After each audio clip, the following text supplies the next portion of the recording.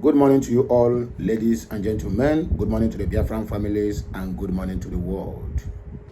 And my people, I came across this video. It might be old video, but a lot of lines, a lot of points, a lot of wisdoms are attached on this man's on this man's video where he is speaking the truth.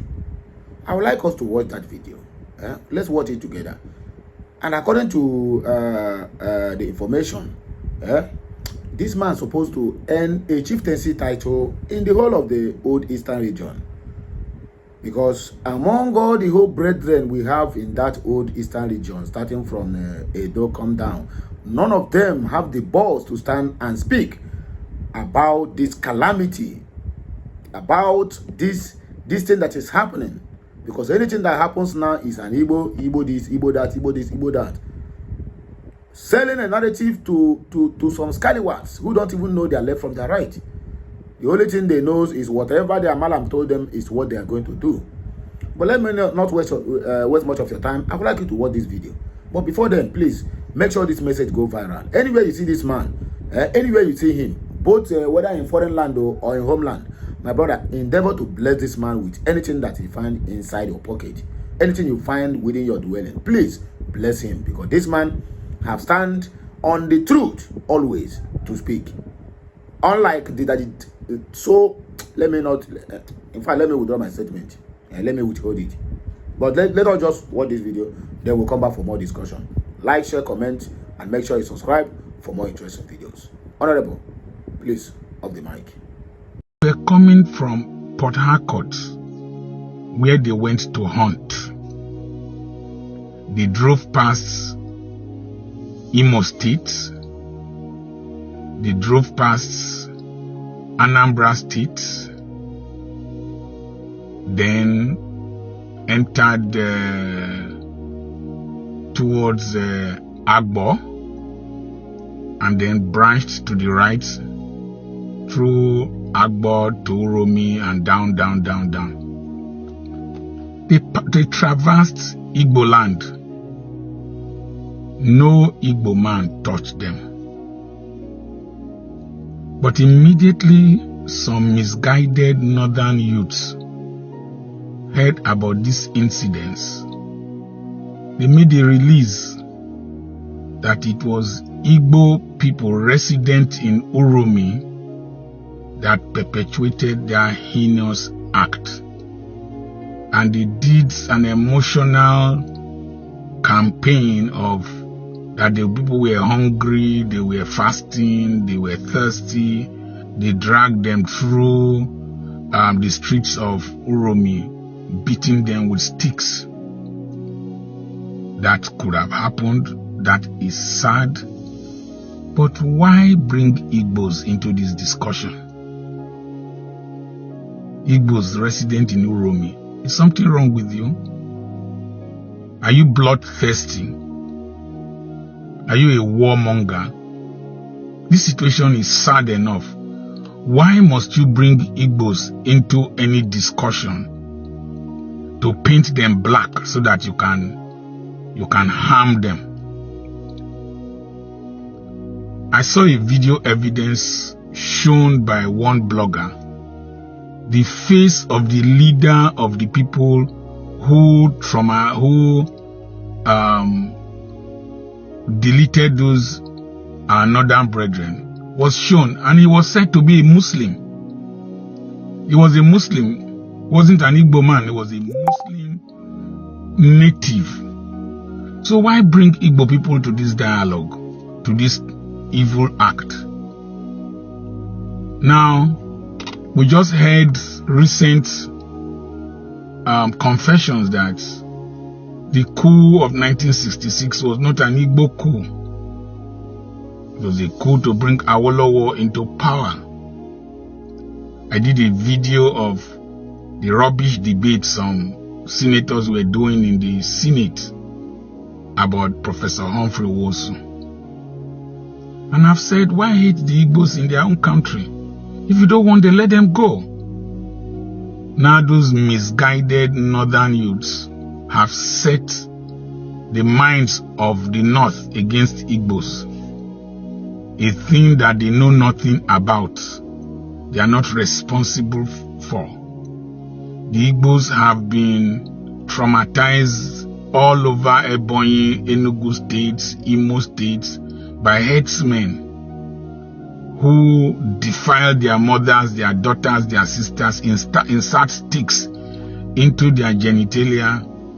The Igbos have not retaliated against Fulanis or Hausas in their community by setting people ablaze. Now you want to turn the whole narrative around to traumatize Igbos.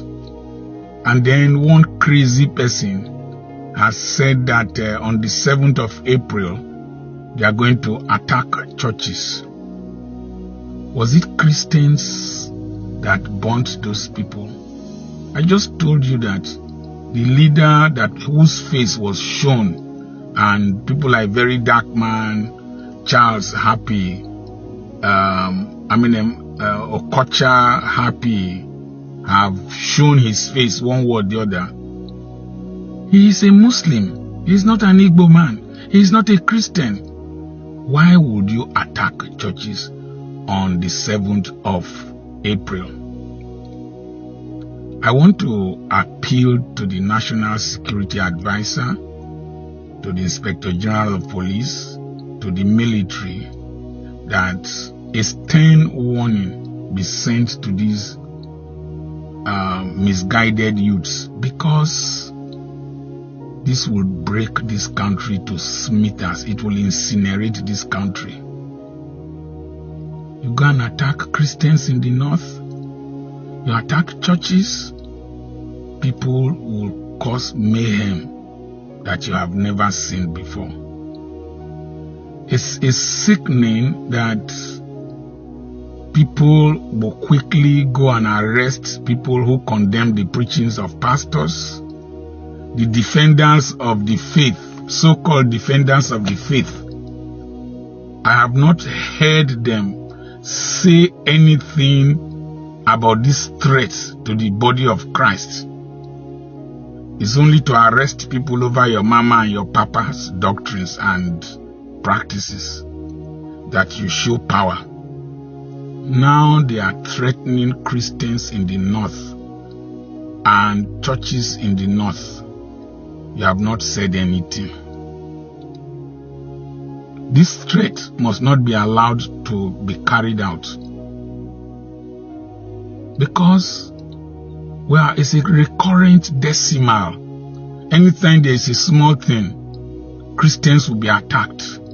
If there is a cartoon in Iceland about Prophet Muhammad, peace be unto his name, Christians in the north will be attacked. How can we continue like this? Now somebody is declaring Arewa state. Nobody, Arewa nation. Nobody will go and arrest that person. But you will arrest Nnamdi Kanu. You will arrest Igbo. Are there different rules for different parts of the country? I speak to our big general overseers. This, don't abandon the Christians in the north. Don't think that you will not be affected. Speak up now. Condemn the killings in Uromi. Condemn Fulani banditry. Condemn terrorism. Condemn jungle justice in Uromi. And condemn the call for war and the call for genocide against Christians in the north. Let me quickly say this to our northern brethren. Many of you are very young, you don't have experience. It was Christians that predominantly fought the civil war against the Igbos. Times have changed. Alliances have changed. Do not think that this is 1966 to 70.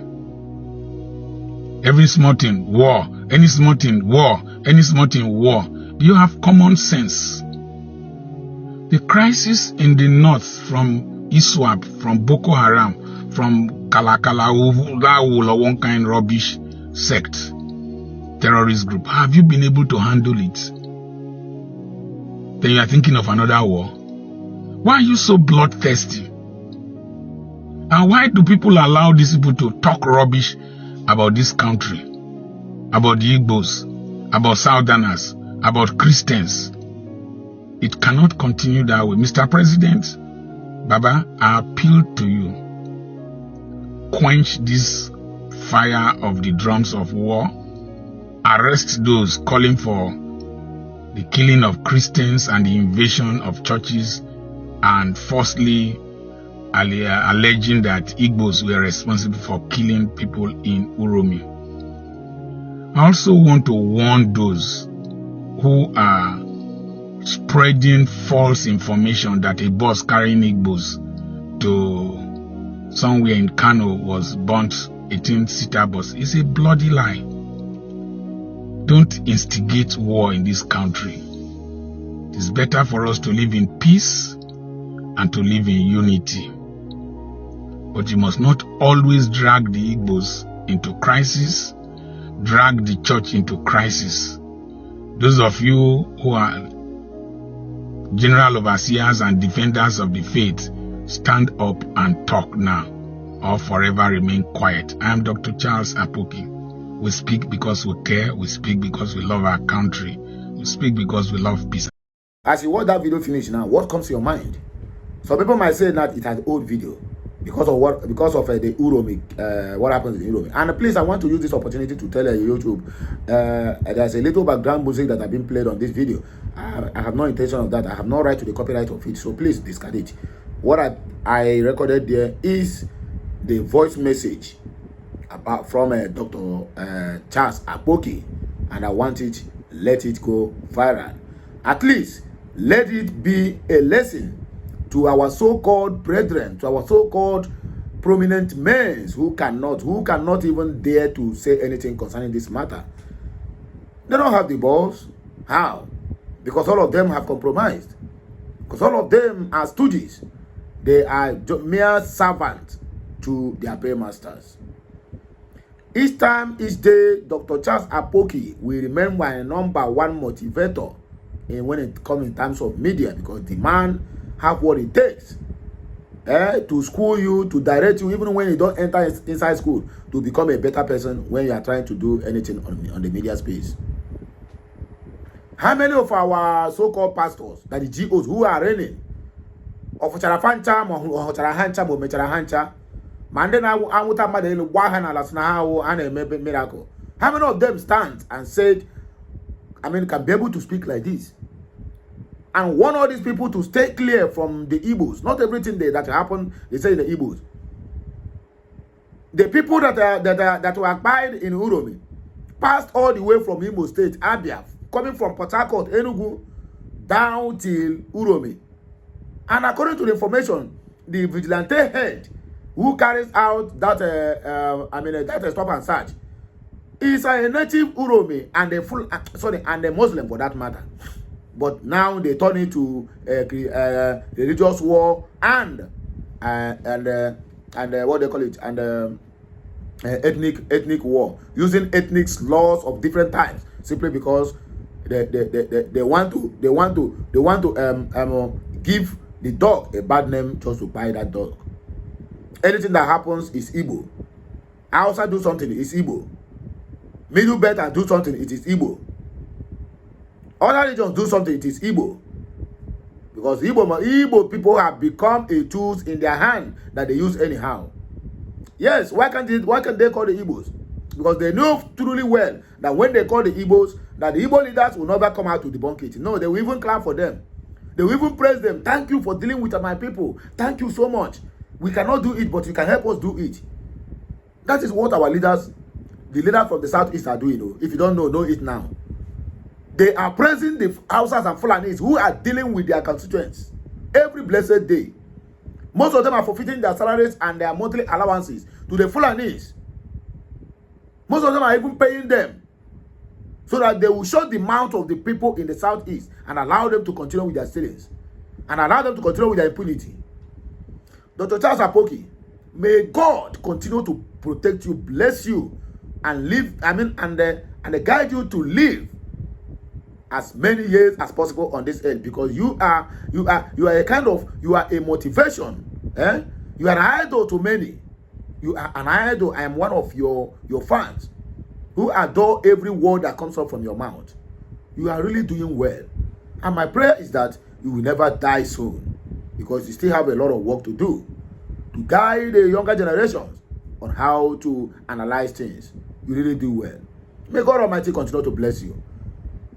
I would not like to take much of our time. The video I just give you is what that brought me here this morning. So make sure you share it to your brethren, family members, and everyone who cares to tap from the wisdom that comes from Dr. Charles Apoki. But let me quickly correct this impression. Charles, you made a mistake. Papa Charles, there was where you make an error. That place you said we should live in peace. There's nothing like peace. The union between the Southern and the Northern Protectorate have expired since 2014. So there's nothing like peace. Even the so-called Northerners once called Tinubu that they should come, let us renegotiate Nigeria, because Nigeria have expired. So there's nothing like unity. The only thing you would have said that place is that if we cannot live in unity, let everybody separate, which is the most important thing to say. So I disagree with you on that, sir. There is no basis of unity as long as Nigeria is concerned. You can never force people with different religion, different culture, different mindset, different way of life to live in the same country. It is not done. Nobody does that.